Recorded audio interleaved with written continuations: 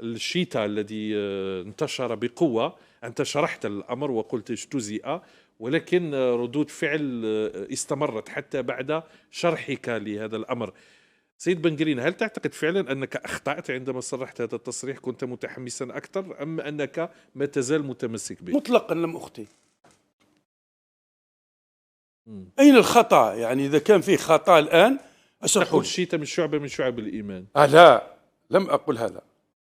لا، هذا هي مثل إماطة الأذى عن الطريق. لا، هذا شخص بمقام عضو مكتب وطني لحزب سياسي معروف، هو اللي اجتزأ هذا المقطع مع قيادات من هذا الحزب، قيادات صف أول كلها.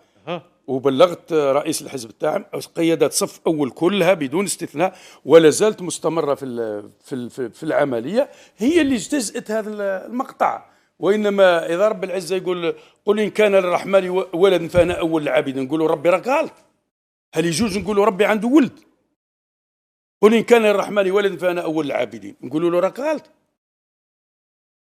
عندما اتهم الإمام الشافعي رضي الله عنه وقالوا له بأنك في صراع الأمة الإسلامية بين أهل السنة والجماعة وبين الروافض وبين الخوارج، تهموه الخوارج بأنك رافضي. قال لهم إذا كان حب آل البيت رفضا فأنا أول الروافضي.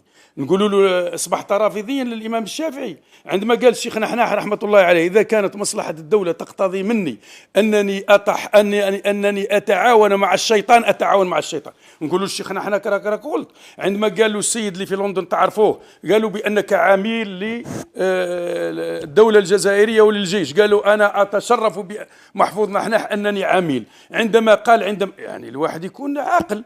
عندما قال له عندما قال الشيخ نحناح على الشيروقراطية، عندما قال أتحاور مع الشيطان وأبخس خلق الله وأكفر خلق الله وتمرد عن الله، ويقول الشيخ نحناح يعني تكلموا عن الشيخ نحناح قال أتحاور مع الشيطان. أين عندما قال رسول هل تدرون أيها المفلس؟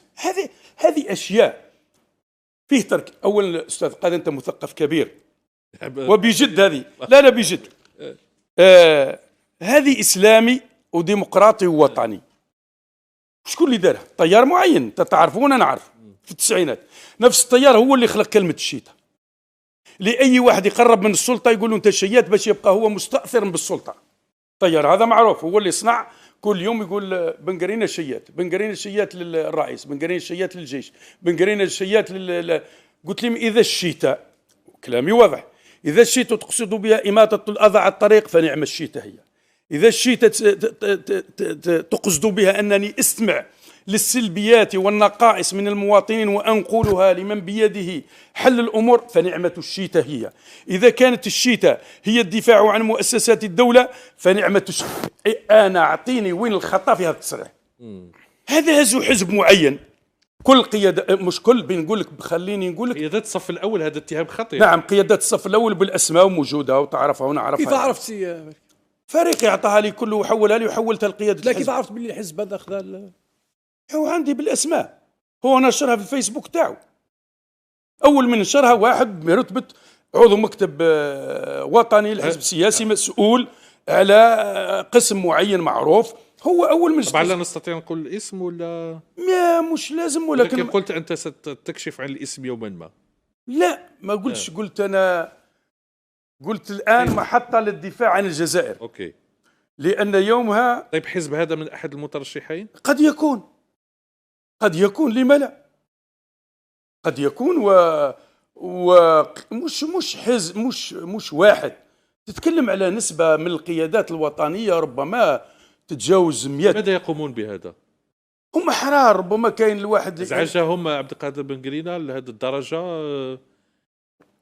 شوف احنا متواضعين بصح. نقول لك حاجة قلت هذاك النهار، كاين واحد حب يدخل التاريخ يسموها رصاصة نتاع ديغول مشهورة هذه، حب يدخل التاريخ ما لقى واش يدير، هز بواحد الكابوس مكسر وما فيهش رصاص والحق حتى عند ديغول وحطوا له على راسه. تسناو درك يموت ديغول، الامن يتسنى درك يموت ديغول ما ماتش. راح واحد شجاع من الامن تاع ديغول اختطفوا، كي لقاو الكابوس ما فيها قالوا باغي ندخل التاريخ. واحد باغي يدخل التاريخ على حركة البناء الوطني، خليه يدخل. احنا ما هو كابوس وما فيهش رصاص ومكسر، خليه يدخل التاريخ.